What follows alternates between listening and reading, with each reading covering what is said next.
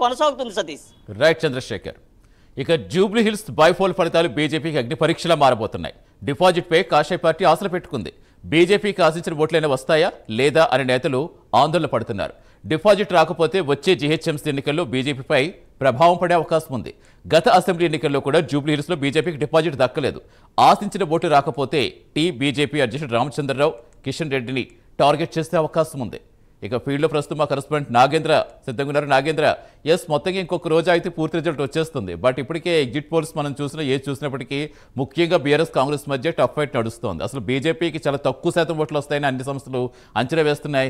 ఏంటి, ఎలాంటి డిస్కషన్ నడుస్తోంది, అసలు ఏం జరిగే అవకాశం ఉందనుకోవచ్చు?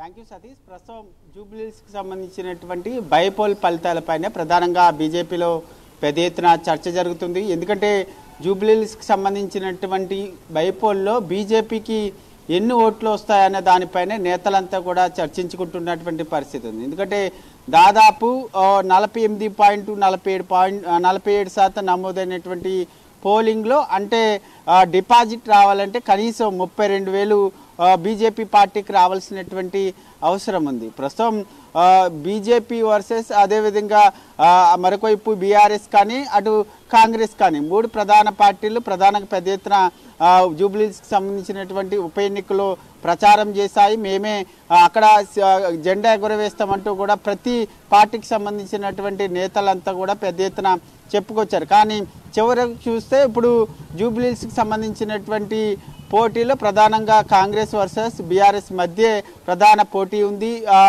బీజేపీ థర్డ్ స్థానానికి పరిమితం అయ్యేటటువంటి అవకాశాలు చాలా స్పష్టంగా కనిపిస్తున్నాయి. ఎందుకంటే అక్కడ బీజేపీకి కనీసం డిపాజిట్ అయినా వస్తుందా రాదా అనేటటువంటి ఆలోచనలో బీజేపీ నేతలు ఉన్నారు.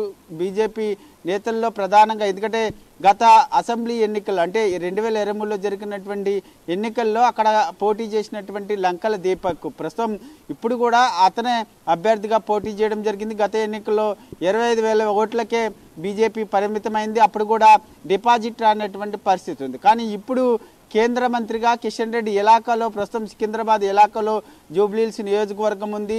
జూబ్లీహిల్స్కి సంబంధించినటువంటి బాధ్యతలన్నీ కూడా కిషన్ రెడ్డి చూసుకున్నటువంటి పరిస్థితి ఉంది. మరొకవైపు నూతన అధ్యక్షుడిగా బీజేపీకి నూతన అధ్యక్షుడిగా రామచంద్రరావు వచ్చిన తర్వాత మొదటి ఎన్నికలు జూబ్లీహిల్స్కి సంబంధించినటువంటి ఉప ఎన్నికలు ముఖ్యంగా అటు కిషన్ రెడ్డికి ఇటు రాష్ట్ర అధ్యక్షులైనటువంటి రామచంద్రరావుకి జూబ్లీహిల్స్ ఉప ఎన్నిక అనేది చాలా కీలకమైనది. కనీసం అక్కడ గెలుపోటములు అటుంచితే కనీసం పోటీ ఇవ్వాలనేటటువంటి ఆలోచనలో ప్రధానంగా బీజేపీ నేతలు ఉన్నారు. ఆ దిశగానే పెద్ద ఎత్తున కూడా ప్రచారం చేశారు. కానీ బీఆర్ఎస్ వర్సెస్ బీజేపీ మధ్యనే ప్రధానంగా పోటీ ఉంటుందనేటటువంటి అంశాన్ని బీజేపీ నేతలు చెప్పుకుంటూ వచ్చారు. కానీ కనీసం ఇప్పుడు అక్కడ 20,000 ఓట్లను దాటుతుందా లేదా అనేటటువంటి అనుమానాలను సైతం బీజేపీ నేతలు వ్యక్తం చేస్తున్నటువంటి పరిస్థితి. కనీసం ఈసారి జూబ్లీహిల్స్కి సంబంధించినటువంటి ఉప ఎన్నికల ఫలితాల్లో డిపాజిట్ రాకపోతే మాత్రం ప్రధానంగా పార్టీ పైన కేంద్ర మంత్రి కిషన్ రెడ్డితో పాటు బీజేపీ రాష్ట్ర అధ్యక్షుడి పైన పెద్ద ఎత్తున